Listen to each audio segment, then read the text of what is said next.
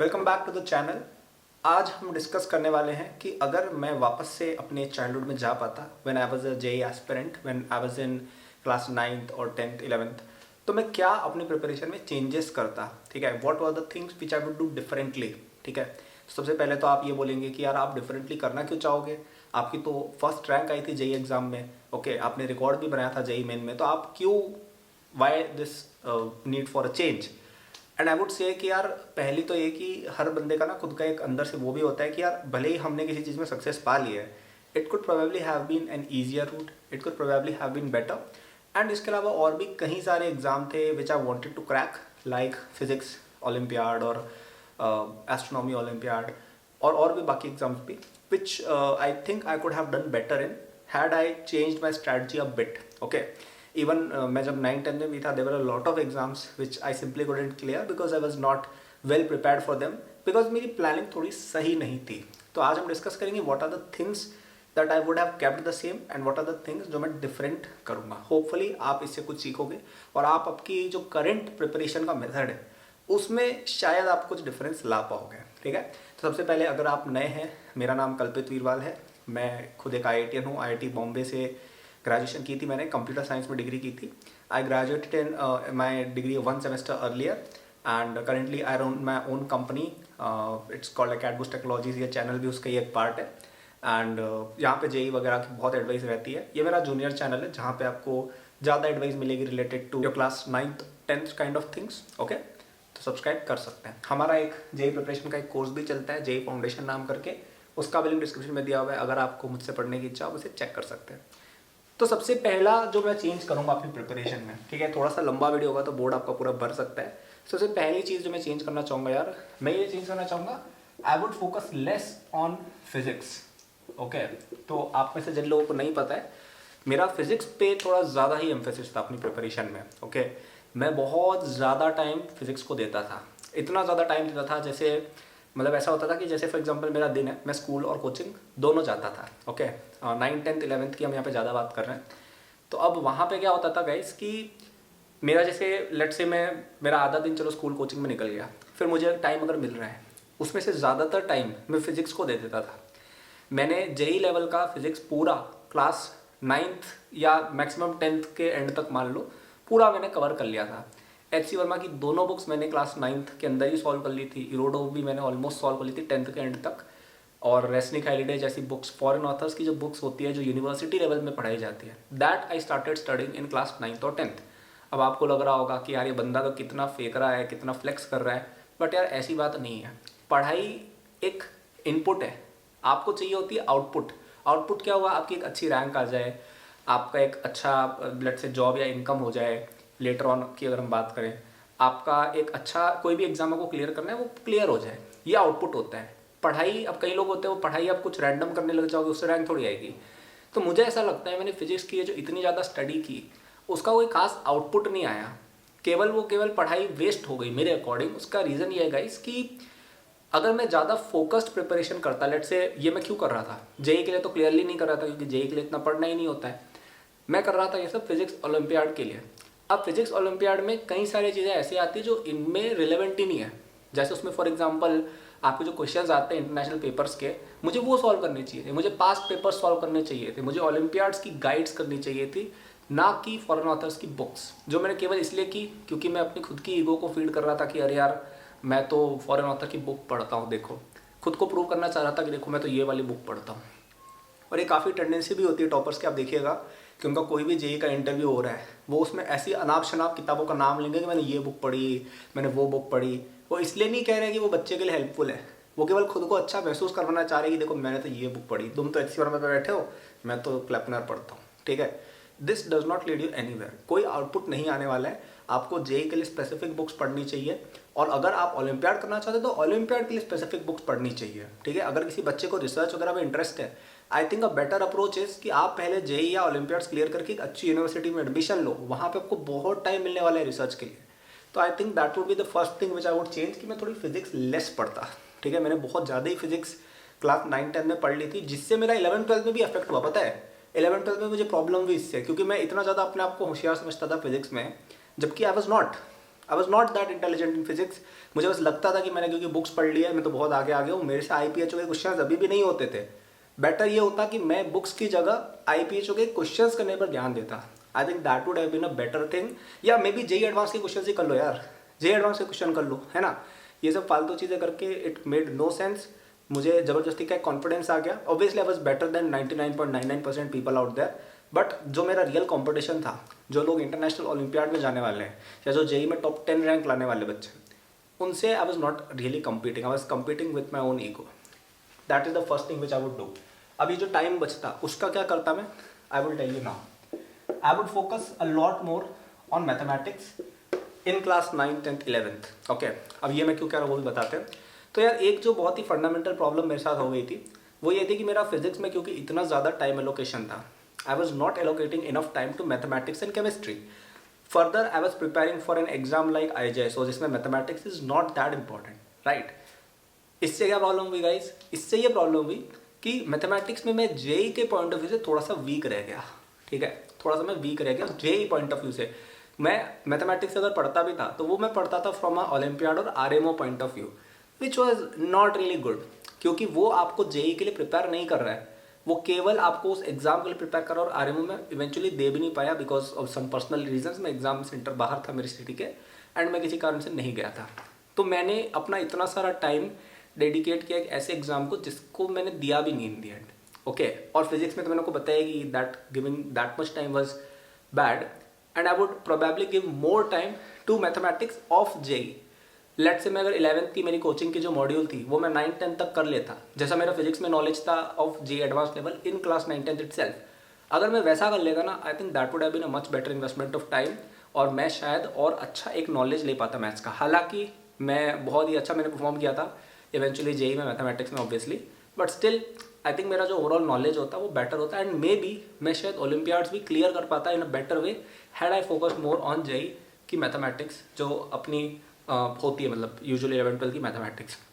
And I will be very honest here, I struggled a lot with mathematics especially in class 12th। मेरी class में एक दो बच्चे थे जो मैथमेटिक्स में बहुत ज़्यादा तेज थे and they consistently scored more marks than me in mathematics. जबकि ऐसा था कि मेरे क्लास के बाकी बच्चे का अगर ये लेवल है ना तो मैं यहाँ पे चलता था, रैंक वगैरह सब देख लो, लेकिन मैथमेटिक्स में मेरा लेवल थोड़ा नीचे रहता था। ओके, फिजिक्स में मैं उनसे बहुत अच्छा कर लेता था बट मैथमेटिक्स में आई did not perform that well, मतलब वो कभी कभी मुझसे थोड़ा सा आगे आ जाते थे। तो ये यहाँ पे मुझे थोड़ा सा प्रॉब्लम हुआ था एंड अगर मैंने अपना 9th 10th में थोड़ा सा मैथमेटिक्स को ज़्यादा टाइम दिया होता, I think that would have been a much better investment of time. Okay, third thing जो मुझे लगता है मैं थोड़ी सी चेंज करता, I would be probably more focused on one exam, focused on one exam. Okay, तो क्लास 9th में मेरा focus was the IJSO exam which a lot of you are preparing for. ये अच्छी बात है, it's a good exam. Okay, IJSO के लिए prepare किया, it was a good investment of time because मेरी फिजिक्स बहुत स्ट्रॉन्ग हो गई थी, केमिस्ट्री भी मुझे डिसेंट लेवल तक आ गई थी एटलीस्ट क्लास 11th की, नॉन ऑर्गेनिक के अलावा, ऑर्गेनिक के अलावा सब कुछ। बायोलॉजी भी थोड़ी बहुत आ गई थी which help me a lot in KVPY। Okay, तो ये तो अच्छा टाइम इन्वेस्टमेंट था बिल्कुल, but why was it a good time investment, because I was focused. पूरी क्लास 9th में आई did not focus on any olympiad, NSO, IMO, JEE, कुछ भी नहीं। I was focused only on one single exam which was IJSO। Class 10th में हालांकि मेरा सब कुछ गड़बड़ा गया, आई वुड से 10th भी और 11th भी। मेरे कितने सारे टारगेट्स थे मैं बताता हूँ। 10th मेरे कितने टारगेट थे, मुझे NTSC भी करना था, मुझे RMO भी करना था, ठीक है, मुझे NACP या फिजिक्स ओलंपियाड भी करना था, मुझे एस्ट्रोनॉमी ओलंपियाड भी करना था। इतने टारगेट लेके मैं चल रहा था क्लास 10th में। 11th के अंदर में ये सारे टारगेट NTC को डाला, NTC तो हो गया था ऑब्वियसली, बट स्टार्टिंग में स्टेज 2 की प्रिपरेशन होती है ना 11th की स्टार्टिंग में, वो चल रही थी।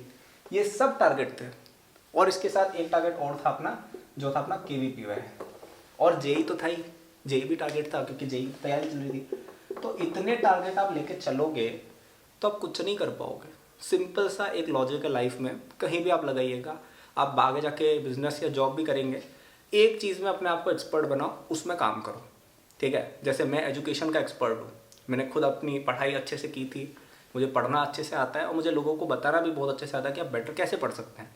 आप इससे ज़्यादा ऑथेंटिक वीडियो नहीं मिलेंगे आपको यूट्यूब पे, आपको मिलेंगे केवल कमर्शियल लोग मिलेंगे जो आपको केवल, उन्होंने खुद एग्जाम क्लियर नहीं किया। मैं यहाँ पे जो बातें कर रहा हूँ ना, जितनी भी जेई ओलंपियाड सब किए हुए हैं, फिर बात कर रहा हूँ, ठीक है, आईआईटी से ग्रेजुएट हो गया, सीएसी बेस्ट डिग्री, फिर बातें कर रहा हूँ।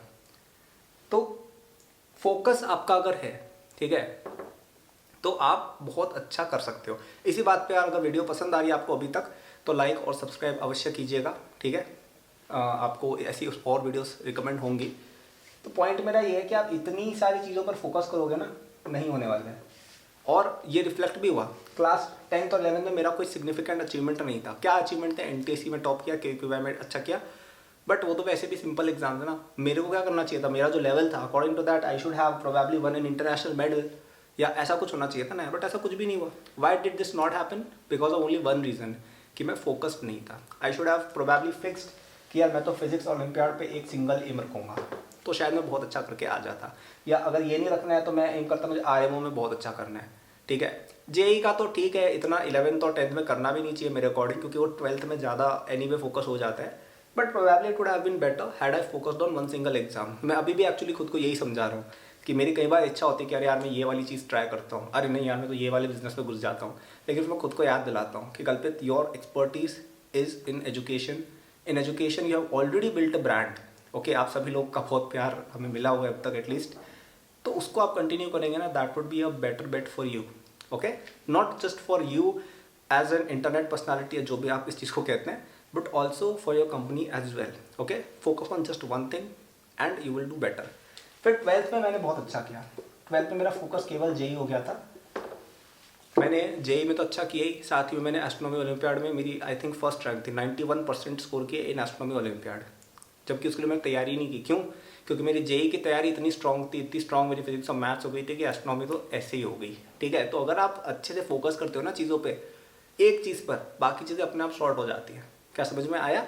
तो I think I would have focused on one exam, and I think one exam to focus अगर मैं आपको देना चाहूँ रिकमेंडेशन, फर्स्ट वुड बी कि 9th में आप आईजीएस पर फोकस कर लो।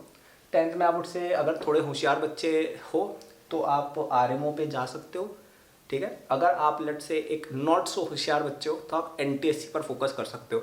अगेन मैं आपकी उड़ा नहीं रहा हूँ यहाँ पे किसी को नॉट सो होशियार करके, सब बच्चे यार टैलेंटेड होते हैं। लेकिन अगर लेट से आपको पहले से नहीं आती 11th-12th की कुछ चीज़ें, तो I think you are better off preparing for NTSC. Okay, तो ये मेरा थर्ड एडवाइस रहेगा कि I would focus probably on just one exam. Okay, fourth चीज़ जो मैं थोड़ी डिफरेंट करता is that I would try to study a bit of organic, ठीक है। आपको मैं बताता हूँ, कई लोग मुझे पूछते हैं कि यार सर आपकी जो प्रिपरेशन थी ऑफ जेई, उसमें आपके क्या क्या स्ट्रगल थे। तो मैंने एक स्ट्रगल तो आपको बताया था, थोड़ा मैथ्स वाला मुझे थोड़ा सा प्रॉब्लम होता था।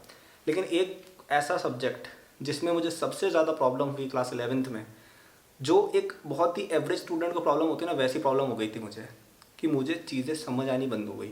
मैथमेटिक्स में मैं प्रॉब्लम वॉज नॉट कि मुझे चीज़ें समझ नहीं आ रही है, मैथमेटिक्स में मैं प्रॉब्लम वॉज कि भाई 95% नहीं आ रहे, 90% आ रहे हैं। लेकिन यहाँ पे I face the problem where someone like me who was going to be a future topper was not understanding a topic, and that was organic chemistry. इसकी जड़ में जाता है कि ऐसा क्यों हुआ। तो आप तीनों चारों सब्जेक्ट्स को ऑब्जर्व करो। फिजिक्स में I already knew the JEE syllabus before entering my JEE preparation phase, तो इसलिए कोई प्रॉब्लम नहीं आई। मैथमेटिक्स में भले ही मुझे चीज़ें नहीं आती थी, but still I was decent in it. मुझे काफ़ी सारे कॉन्सेप्ट्स पहले से आते थे, बेसिक लेवल पर ही सही, नॉट अ प्रॉब्लम। और थोड़ा बहुत प्रॉब्लम हुआ भी, but it was manageable. In organic और physical I had studied for IJSO and KVP जो भी है, इसलिए प्रॉब्लम नहीं आई। ऑर्गेनिक केमिस्ट्री से मेरा कभी पाला ही नहीं पड़ा था। Okay, IJSO does not have organic chemistry. Any of these exams जो मैंने यहाँ लिखे थे, किसी में ऑर्गेनिक केमिस्ट्री नहीं होती है। तो ये एक नेचुरल सी बात है यार, अगर आपने कोई चीज़ कभी पढ़ी ही नहीं है, कभी एनकाउंटर ही नहीं की है, तो आपको उसके साथ प्रॉब्लम होगी। अब ये एक नॉर्मल स्टूडेंट को प्रॉब्लम होती है ना, that is not a big deal, क्योंकि भाई उसको हर जगह प्रॉब्लम आ रही है, वो एडजस्ट करना सीख चुका है, ठीक है। 11th के एंड तक बच्चे एडजस्ट करना सीख जाते हैं कि भाई how to deal with failure, how to deal with not understanding a topic, समझ ये चीज़ें लोग समझने लग जाते हैं। बट मेरे लिए ये चीज़ें नहीं थी। I was very egoistic type of topper, कि भाई मैं हूँ, मैं तो फर्स्ट रैंक ये वो एनटीएससी टॉपर हूँ, IJSO क्वालिफाइड, दिस दैट, मुझे कैसे चीज़ समझ में नहीं आ रही है। मैं इस तरह के एक मूड में चला गया था। इसमें प्रॉब्लम क्या होती है ना यार, कि फिर आप डिफीट एक्सेप्ट नहीं कर पाते हो। फिर आप हर चीज़ में ये सोचते हो कि अरे यार ये कैसे हो सका, मैं कैसे डिफीट हो गया। तो आपके लिए फिर टीचर से डाउट पूछना तो डिफिकल्ट हो जाता है, आप नहीं हैंडल कर पाते यार, आपके लिए बहुत डिफिकल्ट हो जाता है। बिकॉज आप किसी को पूछोगे तो वो यूँ बोलेगा भाई यार तुझे ये डाउट कैसे आ रहा है, समझ रहे हो। तो it was a very difficult situation for me. मैं तो रोया भी था बहुत दिन तक। मतलब मुझे याद है मेरा एक हफ्ता जब जनरल ऑर्गेनिक केमिस्ट्री चल रहा था ना क्लास में, रेजोनेंस इफेक्ट और ये सब सिखाते हैं जिसमें -m + i -i, तब मेरे को कुछ समझ नहीं आ रहा था। हाइपर कॉन्जुगेशन तक पहुँचते पहुँचते तो मैं खुद ही हाइपर हो गया था। तो मेरे एल्डर ब्रदर ने मुझे थोड़ा सिखाया, मैं काफ़ी रोने भी लग गया था घर पे भी। मेरे एल्डर ब्रदर ने मुझे समझाया, बहुत कुछ हुआ। क्लास में भी मैं बहुत बेसिक डाउट पूछता था, सर ने भी मतलब बताया, और मैं तो क्लास में भी रोने लग गया था एक्चुअली एक बार, ठीक है। Which was very funny because आप समझ रहे हो, बच्चों के सामने मेरी ऐसी इमेज थी कि भाई यार ये तो अलग ही लेवल बंदा जा रहा है, ठीक है, इसको कैसे प्रॉब्लम आ रही है। तो it was very weird, not just for teachers in class but मेरे लिए तो था ही, उनके लिए भी वियर्ड हो गया था। फिर मैं सर के पास डाउट क्लास में गया था, इस तरह से मैंने क्लियर किया और फिर मुझे धीरे धीरे चीज़ क्लियर हो गई। लेकिन आप क्या समझना चाह रहे हैं प्रॉब्लम्स क्यों हुई, क्योंकि मैंने पहले इस चीज़ को क्लियर नहीं किया था, ठीक है। मैं अपने मेन चैनल पर बच्चों को कहता हूँ कि यार 11th-12th में जेई प्रिपरेशन करना पॉसिबल है। मैं तो ये भी कहता हूँ 12th में करना पॉसिबल है, and I mean it, yes it is possible. लेकिन चीज़ें बिकम मच मोर ईजियर अगर आप उनको पहले से करते हो। इसीलिए मैंने चैनल भी शुरू किया था, ठीक है। तो मैं यहाँ पे आपको क्या बता रहा हूँ कि मैं 9th-10th में या 11th में क्या चीज़ें डिफरेंट करता। तो one thing which I would definitely do different, यार ऑर्गेनिक को मैं थोड़ा सा एटलीस्ट पढ़ने की कोशिश करता NCERT से, ठीक है। And I think one of the problems with why I did not study organic on my own is क्योंकि मुझे समझ में नहीं आती थी। ऑर्गेनिक में यार it's very difficult to find a good book जिससे आप सेल्फ पढ़ाई कर पाए। जैसे फिजिक्स में भी है HC वर्मा, मैथमेटिक्स में भी NCERT भी एक्चुअली बहुत अच्छी लिखी हुई है मैथमेटिक्स की 11th-12th की। बायो भी it's a good well written book. Physical chemistry भी अंडरस्टैंडेबल है। इनऑर्गेनिक तो याद करना है, बट ऑर्गेनिक में आप अगर NCERT खोलेंगे वो कुछ समझ नहीं आने वाला है। You need a teacher for organic chemistry. और मेरे टाइम पे यार ये सब ऑनलाइन रिसोर्सेज होते ही नहीं थे। I could not go on YouTube and search कि भाई हाइपर कॉन्जुगेशन कोई समझा दो। There was no one to do that for me. Teachers से मैं पूछ नहीं सकता क्योंकि डाउट क्लास में कितना ही जाओ, ओके, और क्लास में तो नहीं पढ़ाते थे। तो I was basically left on my own, क्योंकि बाकी चीज़ें मैं बुक से पढ़ लेता था, इसको कैसे पढ़ूँ। लेकिन आजकल इतनी फैसिलिटी आ गई है, आप अगर हमारे जेई फाउंडेशन कोर्स पे इनरोल होते हो उसमें हमने ये सब आपको खुद पढ़ा रखा है, तो चीज़ें ईजी हो जाती है। And I think that is one of the reasons why I think JEE preparation is now a bit more accessible to more people, ठीक है। This course it doesn't even cost that much money and you can study all of these things with us, okay. Fifth thing जो मैं थोड़ी सी different करता according to me, that I would probably have focused a lot more on JEE preparation, ठीक है। मैं आपको अपनी जेई की कहानी बताता हूँ। मैं ऑफिशियली तो जेई की कोचिंग जा रहा था क्लास 11th में, ठीक है। लेकिन मैंने जेई की जो जम की प्रिपरेशन होती है ना वो 12th में शुरू की होगी, जनवरी में मान लो, जो अभी चल रहा है। जैसे अभी 2023 वाले बच्चों का एग्जाम है ना जनवरी में, अब हमारा एग्जाम अप्रैल में होता था। तो मैंने लगभग तो मान सकते हो जनवरी में मैंने सीरियस जेई प्रिपरेशन शुरू की थी, and I am not even kidding. उससे पहले मैं ये सब ओलंपियाड की तैयारी कर रहा था ना, फिजिक्स वगैरह मैथ्स, तो और कोचिंग का काम क्या है मेरा बहुत फटाफट हो जाता था। तो इसलिए I was indirectly preparing for JEE, लेकिन मेरी कोई इच्छा ही नहीं थी कभी कि यार जेई, मेरे को पता भी नहीं था भाई IIT का फुल फॉर्म, कुछ नहीं पता था मुझे। मतलब मेरे को ऐसा कुछ भी नहीं था अच्छा IIT भी कुछ, बस ऐसे ही पढ़ रहे हैं कि अच्छा जेई भी एक एग्जाम है। मतलब clearing exams for me was not for a career. मतलब कई लोग ऐसा सोचते हैं ना कि यार करियर IIT में जाके इतने पैसे कमाएंगे, ये वाली जॉब करेंगे। कॉन्सेप्ट ही नहीं था भाई, मेरा कॉन्सेप्ट ही नहीं था ये सब। मेरे को बस इतना पता था कि यार जेई एक एग्जाम होता है, सबसे ज़्यादा प्रेस्टिजियस है, इससे IIT में एडमिशन मिलता है और IIT बॉम्बे सबसे बेस्ट होती है, बस ये पता था, नथिंग मोर, ठीक है। और उसमें भी ऐसा कुछ नहीं सोचे थे अच्छा CS में जाना, नहीं, बस इतना था कि हम मैक्सिमम टू मैक्सिमम रैंक ला पाए। It was just like a game for me कि यार इस गेम में अपन को बेस्ट परफॉर्म करना है, that's it. And I had better games to play until that January of 2017, जब मैं सच में सीरियस हूँ एग्जाम को लेके।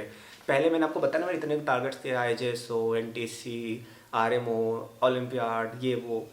तो ये सब एग्जाम्स की तैयारी मैं जब कर रहा था ना, they were giving me small hits कि अच्छा यार you are successful, you are doing well now, and वो अच्छी बात थी, ठीक है, ठीक है, एग्जाम्स के लिए प्रिपेयर करना is good, clearing all these Olympiads is actually good. लेकिन मुझे आई थिंक ये रियलाइजेशन थोड़ा पहले होना चाहिए था कि यार JEE is the end game, which I realize very late कि जो है वो जेई है। आपको पता है आप दुनिया में सारे मेडल जीत के ले आओ, सारे ओलंपियाड में सब कुछ, सब में गोल्ड मेडल जीत के ले आओ, सब NTSC AR1 के सब में टॉप कर लो, लेकिन जिस बच्चे का नाम होगा, जिस बच्चे का बेटर फाइनेंशियल फ्यूचर होगा, जिस बच्चे को ज़्यादा रिस्पेक्ट मिलेगी, वो बच्चा होगा जो जेई में रैंक 1 लेके आएगा, ठीक है। और ये मेरे साथ खुद भी हुआ क्योंकि मैं प्रायोरिटाइज कर रहा था ओलंपियाड्स इन अदर एग्जाम को जिनमें I did extremely well. Astronomy olympiad का सेकंड लेवल का पेपर उठाना, उसमें 91% ला के बता देना, इट्स इम्पॉसिबल। उसकी कट ऑफ 45-50 जाती, उस एग्जाम में 90 लेके आया था। तो it's a huge achievement for me, लेकिन कोई नहीं जानता उस अचीवमेंट को। लोग क्या जानते हैं, ये जानते हैं लोग केवल, बस that's all people care about. एंड मेरे लिए it was a very awakening moment, क्योंकि मैंने इतने सारे एग्जाम्स किए हुए थे, nobody cared about them, लेकिन ये एक एग्जाम मैंने क्लियर कर लिया जिसके लिए तो मैं इतना इंपॉर्टेंस भी नहीं देता था, उसमें लोगों ने मुझे पता नहीं क्या बना दिया।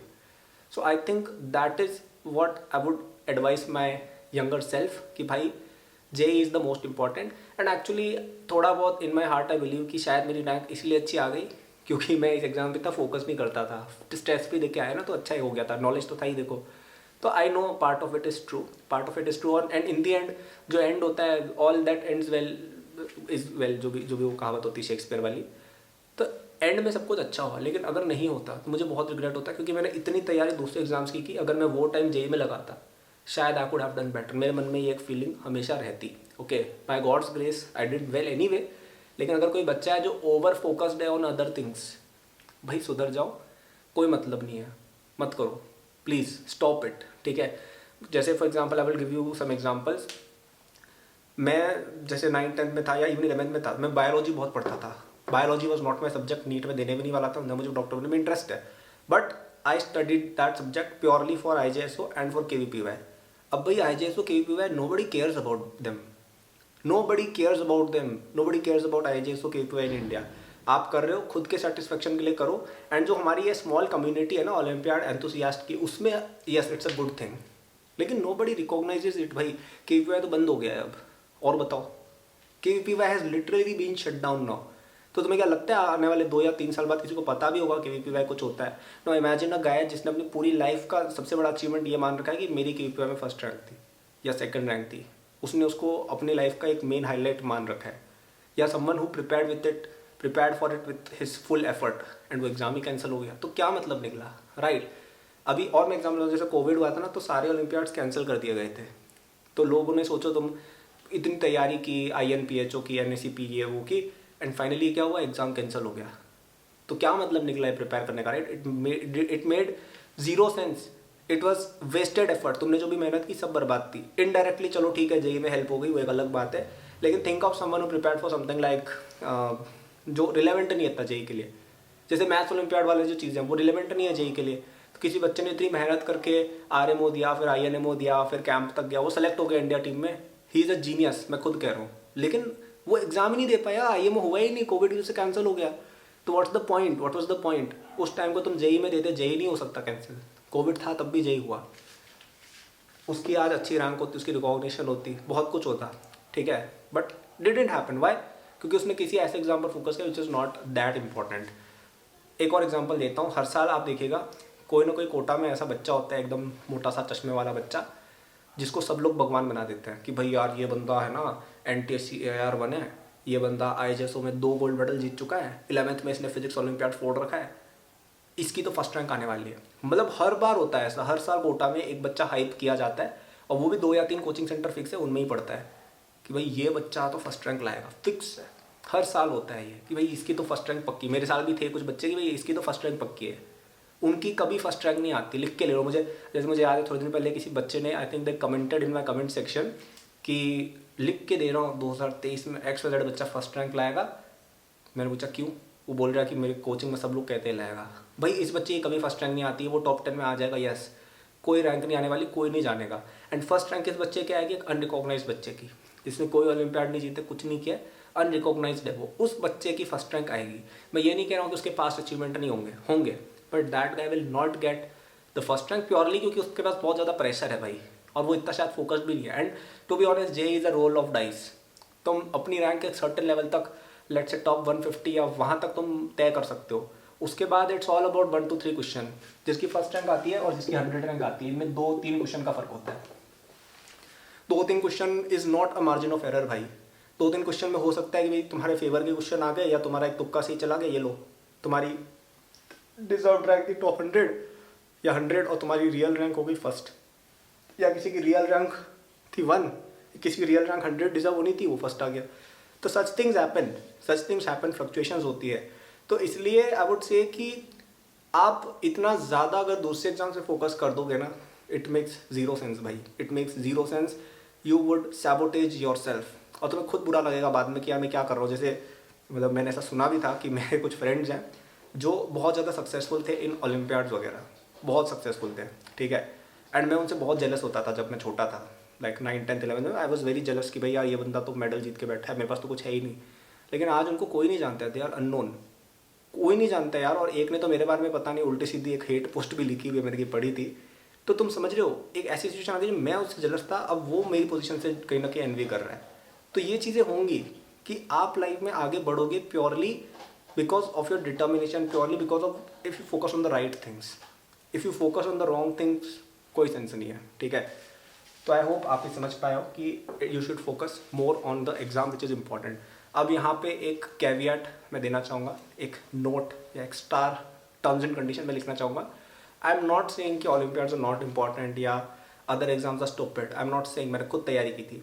आई am just saying if you are someone who is doing it for the recognition, if you want to be recognize, जैसे मेरे अंदर तो था भाई, मेरे को रिकॉग्निशन चाहिए थी। मुझे ऐसा चाहिए था यार कि जैसे मैं देखता था कि यार कोई बंदा है वो बॉलीवुड शॉलीवुड में या कुछ कुछ भी छोटा, जैसे कोई चाइल्ड एक्टर है जो मेरी एज का, मैं सोचता था भाई यार ये बंदा इतना पॉपुलर क्यों है, मैं भी तो अपनी फील्ड में टैलेंटेड हूँ, why am I not known. मतलब मुझे तो रिकॉग्निशन चाहिए थी भाई, okay. And I got it because somewhere I wanted it, ठीक है। या फाइनेंशियल्स की भी बात करें, आप ओलंपियाड का तमगा लेके किसी इंटरव्यू रूम में चले जाओगे, कोई आपको नौकरी शायद ना दे उसकी वजह से, आपके पास कुछ और स्किल सेट है, दैट्स अ डिफरेंट थिंग। लेकिन अगर आप आईआईटी की डिग्री लेके रूम में जाओगे, जेई की रैंक जिससे वो आई है ऑब्वियसली, तो आपको अच्छा एक फाइनेंशियल फ्यूचर भी मिलेगा। तो all I am saying is olympiads are important in their own way, yes, लेकिन they do not provide the kind of recognition, kind of career safety, kind of financial safety that the JEE exam और the NEET exam for medical वाले बच्चे provides. Okay, so focus more on JEE. The sixth thing that I would advise myself is to explore other areas, ठीक है। जैसे मैं आपको एक बात, सिंपल सी बात बताता हूँ, सारे इंजीनियरिंग कॉलेजेस में एक फेनोमेनन होता है फर्स्ट ईयर में, ठीक है। If someone is from an engineering background, तुम्हें ये पता होगा, तुम मुझे कमेंट करके बताना। वैसे इंजीनियरिंग वाले बच्चे अभी तक क्यों वीडियो देख रहे होंगे, आई डोंट नो।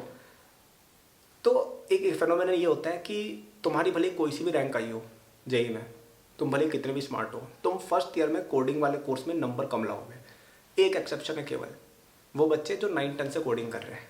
अब तुम समझ गए मैं क्या कहने वाला हूँ।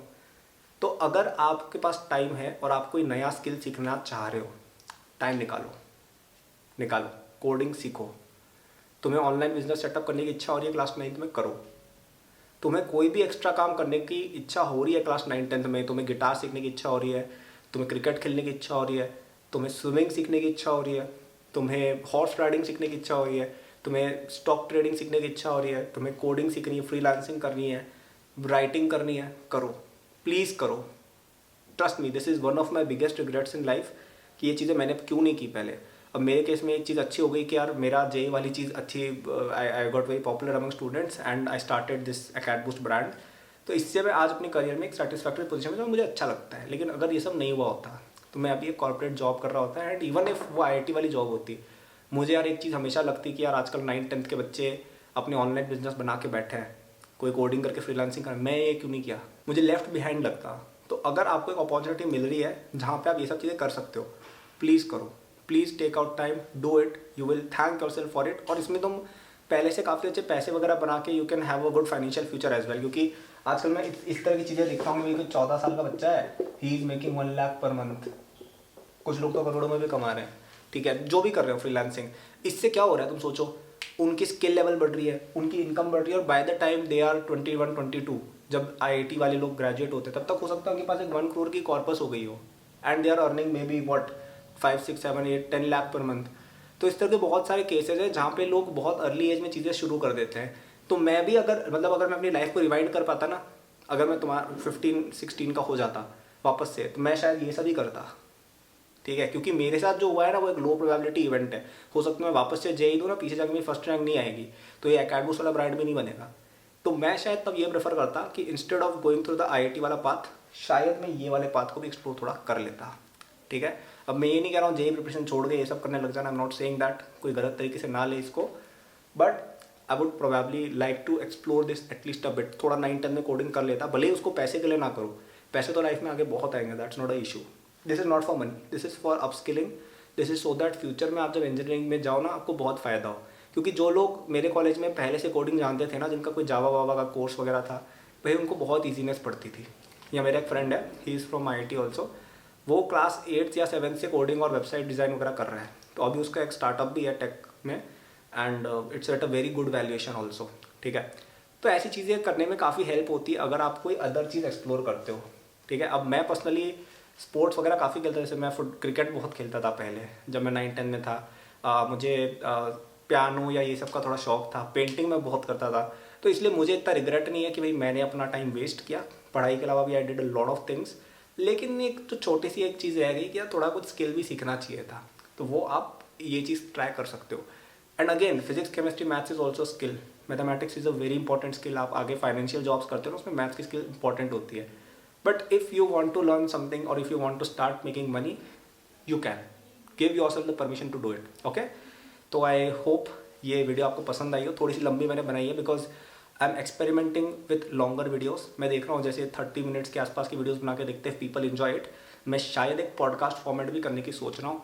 It could also be live, जहाँ पे आप कमेंट्स करो and you know I try to answer them. घंटे के आसपास की ऐसा कुछ ट्राई करेंगे, तो कमेंट करके बताना तुम्हें पसंद आया या नहीं। और अगर अभी तक वीडियो देखी तो प्लीज़ कमेंट करना, ताकि मुझे भी पता चले कि भाई लोग देख भी रहे हैं। And do like and subscribe to the channel. If you want to study from me, do check the JEE foundation course. और अगर तुम थोड़े एल्डर हो तो हमारे JEE के नॉर्मल कोर्सेज भी चेक कर सकते हो, वो तुम्हें वेबसाइट पर मिल जाएंगे, लिंक सारे डिस्क्रिप्शन में है। मुझसे तुम पढ़ पाओगे अगर तुम ये वीडियो यहाँ तक देख रहे हो। That clearly means that you liked what I am talking about, and for you this course is going to be amazing. Trust me, बहुत चीज़ें सीखने को मिलेंगी, क्योंकि इस तरह का कोर्स है ही नहीं इंडिया में। सब लोग इस इंडस्ट्री में घुसे हुए हैं ना, वो लोग पैसे कमाने के लिए आए हुए हैं, केवल महंगे महंगे 1-1 लाख रुपए कोर्स बेचते हैं, and they don't even have the expertise. बस ऐसे ही घुस गए, खुद IIT छोड़ो, इंजीनियरिंग तक नहीं की हुई उन्होंने, बस ऐसे ही घुस गए। I am someone who actually has experience in this. Trust me, I can tell you things जो आपको सच में काम आएंगी। तो do take this course, you will love it, and the pricing is also very attractive. Description में जाके तुम चेक कर सकते हो। ठीक है, तो 5 बातें मैंने बोली है, समराइज कर देता हूँ। पहला कि फिजिक्स पे कम ध्यान दे भाई, आइंस्टाइन बनने की कोई ज़रूरत नहीं है अभी। सेकंड, मैथमेटिक्स पढ़ भाई, JEE में काम आएगी। थर्ड, एग्ज़ाम एक पकड़ हर साल। 9th में IISO क्या वो सही था, 10th में फिजिक्स ओलंपियाड पकड़ना था, NTC तो हो जाता है वैसे भी।